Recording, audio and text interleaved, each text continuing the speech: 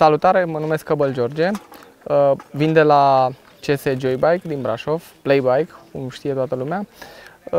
Eu vin din zona motocrossului, sunt campion național la motocross de mai mulți ani și sunt la Sinaia a doua oară. Am mai fost acum aproximativ 10 ani aici și mi-a plăcut.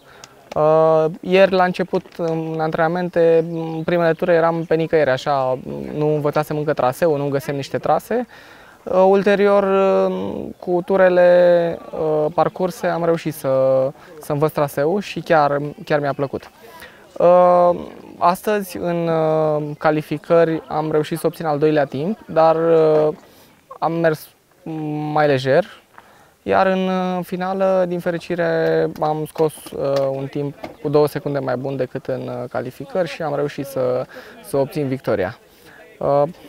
A fost super. Vin să mă distrez aici, nu fac asta tot timpul și chiar a fost fun. Traseul, dacă era lăsat cu trasele normale, să zic cu potecile care sunt făcute, ar fi fost și mai rapid și probabil că era clar și un pic mai periculos. Mi-a plăcut că au fost alternate zonele de viteză cu părți tehnice și totul a fost foarte bine.